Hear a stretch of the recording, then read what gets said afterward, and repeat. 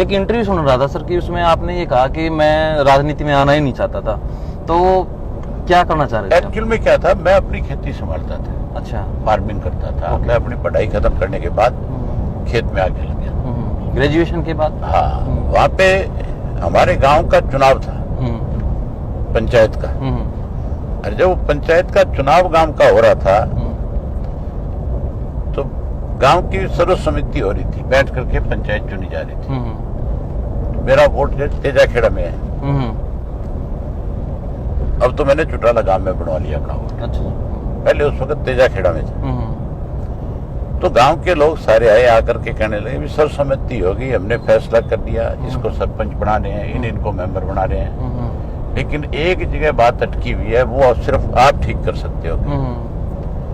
मैंने कहा भी अगर मेरे से ठीक होने वाली चीज है तो मैं जरूर आपकी इस मामले में हेल्प करूंगा। ये तो बहुत अच्छी बात है कि आप बैठ के पंचायत बना रहे हैं। तो वो हमारा जो है ना, मेरा जहाँ वोट बना हुआ है उसके आसपास में 50 घर हैं, ढाणियां हैं, खेतों में रहते हैं लोग सारे, तो उनके वोट वही है। वो एक वार्ड है एक तरह से पूरा। तो कहने लगे आपके वार्ड का पंच जो है वो बनाना है हमने। मैंने कहा किसी को बना दो, सारे अपने लोग हैं, और किसी को इस तरह से देखो ही क्यों, जब बैठी पंचायत बना रहे हो, किस पार्टी से संबंध रखता है, किसी को बनाओ। जो आपको लगे कि आदमी समय निकाल सकता है, आपके लिए काम कर सकता है। कहते नहीं, ये पंचायत जब हम बैठ के बना रहे तो ये फैसला हुआ था कि उस पंचायत में आप मेंबर बनोगे। ये पंचायत का फैसला था? हाँ, ये गांव का फैसला। तो बड़े साहब से हुई थी बात? नहीं, किसी से भी नहीं। अच्छा। ये गांव का फैसला था, गांव के लोगों का फैसला था। मैंने कहा यार तुम मेरे को क्यों इसमें डाल रहे हो? तुम अपने लेवल से गांव को गांव की तरह से रखो। चौटाला साहब ने कुछ नहीं कहा फिर? नहीं, किसी ने कुछ नहीं कहा, उन्होंने मुझे बना दिया मेंबर। उसी के बाद चुनाव आ गया आपके ब्लॉक का चेयरमैन का। पहली दफा ब्लॉक के चेयरमैन का चुनाव था, और वो चुनाव ऐसा था कि पंच और सरपंच जो है वो पहले डायरेक्टर बनाएंगे, और फिर वो डायरेक्टर जो है आगे चेयरमैन बनाएंगे।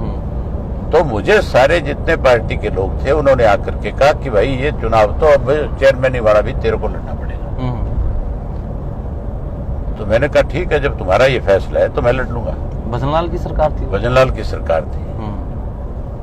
तो सारे पंच सरपंच जो हमारे ब्लॉक के थे उन सबसे बातचीत करी, सबको साथ लिया। ब्लॉक के जो डायरेक्टर थे वो मेरे ज्यादा जीत गए, 2 मेरे ज्यादा थे। भजनलाल ने 1 साल तक चुनाव नहीं होने दिया। अच्छा।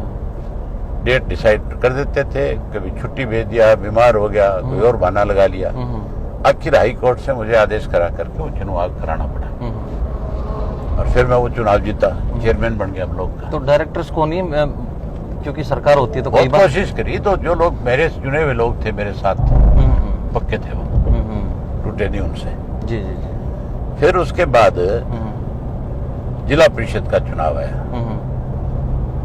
तो मुझे फिर कहा गया भी जिला परिषद का भी चुनाव तुझे लड़ना होगा, नहीं लड़ेगा तो फिर जिला परिषद में लोगों में थोड़ी सी रहेगी कि पता नहीं कौन चेयरमैन बनेगा, कौन क्या बनेगा। फिर मैंने जिला परिषद का चुनाव लड़ा, तो उस वक्त हमारे महिला रिजर्व थी शेड्यूल कास्ट की। तो हमारे गांव की एक लड़की रोडी कॉन्स्टिट्यूंसी में ब्याही हुई थी, उसको मैंने खड़ा किया, और मैंने खुद भी चुनाव लड़ा। उसको मैंने चेयरमैन बनाया, मैं उसमें वाइस चेयरमैन बना फिर उसके साथ। फिर उसके बाद मुझे रोडी का बाई इलेक्शन आ गया, तो मैं फिर किस्मत आपको राजनीति में लाना चाह रही थी। ये सारी कॉन्स्टिट्यूंसीज वगैरह, सरसा जिला सारा मैं देखता था। तो रोडी का जब बाई इलेक्शन आया, चौटाला साहब जब चीफ मिनिस्टर बने, तो उन्होंने मुझे कहा तो ये था भी कैंडिडेट लाओ कोई अच्छा सा ढूंढ के हल्के का, जिसको हम जिम्मेवारी के साथ आगे बढ़ा सकें। मैंने हल्के के लोगों की मीटिंग बुलाई, बात करी उनसे, देखा उनमें भी मेरे साथ काम करने वाले थे सारे, सबको जानता था मैं, पर जरूरी था कि कार्यकर्ताओं की राय ली जाए। जी। मीटिंग खत्म हुई तो उससे पहले एक बुजुर्ग कार्यकर्ता थे हमारे, सीनियर थे पार्टी के, काफी पदाधिकारी थे, वो कहने लगे कि ये फैसला आप नहीं कर सकते भी कौन चुनाव लड़ेगा। ये हम कार्यकर्ता तय करेंगे कि किसको चुनाव लड़ाएंगे। आप आगे मीटिंग कर ली, आपने अपनी बात बता दी, चौटाला साहब का मैसेज दे दिया, सारी चीज ठीक है। हम सब जाकर के चौटाला साहब से मिलके बात करेंगे, हम बताएंगे उनको जाकर। आपको नहीं बताया ना? मैंने कहा ठीक है। मैंने चौटाला साहब को बता दी भी मैं आज की मीटिंग में इस तरह की बात हुई है। तो उन्होंने, चौटाला साहब ने कहा कि कोई बात नहीं, ठीक है, अभी टाइम है, मिल लेंगे। हमारी स्टेट की बॉडी की मीटिंग चल रही थी, उसी दिन सारे कार्यकर्ता इकट्ठे होकर के वहां चंडीगढ़ पहुंच गए। कार्यकर्ता थे कोई 200 के करीब। जब वो गए तो चौटाला साहब ने उनको देखते पहचान लिया, क्योंकि उनकी कॉन्स्टिट्यूंसी के थे। तो उन्होंने पूछा बताओ कैसे आए? तो बोले हम तो टिकट मांगने आए आपसे। उन्होंने कहा कि बताओ किसको देनी है? तो फिर उन्होंने मेरा नाम लिया। अच्छा। कि उनको टिकट दो, हम उनको चुनाव लड़ाएंगे। वो कहने लगा ना दो तो सारे कार्यकर्ता एक आवाज में बोले कि अगर नहीं दोगे तो आप जिसको टिकट दोगे, जैसी टिकट दोगे वैसी टिकट वापस भेज देंगे। अच्छा। ये भी हमारा फैसला है, सुन लेंगे। फिर भी हम अपना फैसला नहीं बदलेंगे, जो हमारा फैसला है वही रहेगा। पार्टी के सारे लोग थे उस मीटिंग में, सबने कहा कि भाई कार्यकर्ता की भावनाओं को हमें इग्नोर नहीं करना चाहिए। फिर उसने डिसाइड हो गया मेरा कि मैं चुनाव लड़ूंगा।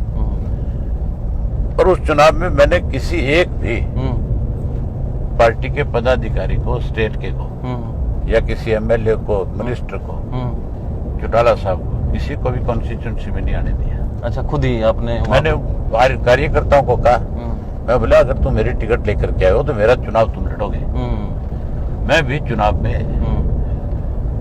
कम समय लगा पाऊंगा। तो कार्यकर्ता मुझे कहने लगे कि तेरे को आने की जरूरत नहीं। अच्छा। और उस वक्त बड़ी अफवाह फैलाई गई थी कि भी मैं सारा कैप्चर कर लूंगा। अच्छा। दिल्ली से पत्रकार, चंडीगढ़ से पत्रकार बहुत प्रयास हो रहे थे इस तरह के भी, किसी तरह इस इलेक्शन को खराब कर दिया जाए। मैंने पत्रकारों को कहा कि तुम मेरे ऑब्जर्वर हो, साथ रहो, ठीक है। नहीं, मैं क्या, मैं तो जाता ही नहीं कहीं। अच्छा। इलेक्शन वाले दिन घर रहूंगा। तुम ऑब्जर्वर हो और तुम अलग अलग बूथों पे जाओ। कोई कंप्लेंट अगर आ जाए किसी बूथ पे आपको, आप उसी वक्त मुझे बता देना, मैं डिमांड कर दूंगा कि इस बूथ पे इलेक्शन होना चाहिए। तो यहाँ गलत हुआ है। तो ये अफवाह फैला दी इन्होंने, कैप्चरिंग हो जाएगी, ये कर देंगे आप ऐसे। तो दोपहर को जब लंच का टाइम था तो सारे पत्रकार एक गांव में मेरे पास लंच करने आ गए। वहां मैंने फिर उनसे पूछा कि क्या हुआ बताओ। कहते हैं भाई बड़ा स्मूथ चल रहा है, कोई विवाद नहीं है किसी भी तरह का, लोग अपने आप अपनी मर्जी से वोट डाल रहे हैं, हमें तो कहीं कोई इस तरह का लगा नहीं। मैं बोला फिर आपको ये बात जरूर लिख के देश की आईना दिखाना चाहिए कि किस तरह का प्रचार ये करते हैं कांग्रेस के लोग। ये विरोधी इतना प्रेम क्यों करते हैं? उस वक्त कांग्रेस थी मेन विरोधी पार्टी थी, और मैं उस चुनाव में 98% वोट दे करके जीता है। अच्छा। जो आज भी रिकॉर्ड है इंडिया का, कोई भी आदमी आज तक 98% वोट के साथ नहीं जीता है चुनाव। अरे वाह। अनअपोज तो बने हैं, लेकिन चुनाव में नेशनल पार्टियां सामने चुनाव लड़ी। मेरे सामने बीजेपी भी लड़ रही थी, मेरे सामने कांग्रेस भी लड़ रही थी। तो कांग्रेस कौन से नंबर पे आई? दूसरे तीसरे पे? कांग्रेस नंबर तो था ही नहीं किसी का, 98% वोट मेरे थे। जमानत जब्त। हाँ। तो उसके बाद तो आपकी यात्रा शुरू हो गई राजनीतिक, फिर आपने वो बिजनेस, खेती बाड़ी सब छोड़ दिया? उसके बाद भी मैंने अगला जो चुनाव है वो नहीं लड़ा फिर। अच्छा। मैंने अगले चुनाव में भी मैंने कहा भी मेरे आप जबरदस्ती मत करो मेरे साथ। अच्छा। मुझे, मेरा मन था कि मैं अच्छी खेती बाड़ी करूं। अच्छा। हाँ, कोई बिजनेस अपना करूं। लेकिन फिर मुझे जिला परिषद का चुनाव फिर लड़ा दिया। फिर मैं एमएलए से जिला परिषद का चुनाव लड़ा, चेयरमैन बना 5 साल। आप चाहते नहीं, फिर भी कहीं ना कहीं है ना, कोई ना कोई राजनीतिक मजबूरियां होती गई आगे से आगे। तो एक वक्त ऐसा है सर कि जब, और मैं तो अब फिर अजय सिंह को हर जगह आगे रखता था। इनको सजा होगी चौटाला साहब कर इनको, वो मेरे लिए एक बड़ी मजबूरी होगी थी। मुझे सारा कुछ देखना पड़ा, अदरवाइज पार्टी में दिक्कत आती थी। मैं तो फिर इनको कहीं आगे करने वाला था। अवैध जी, गांव में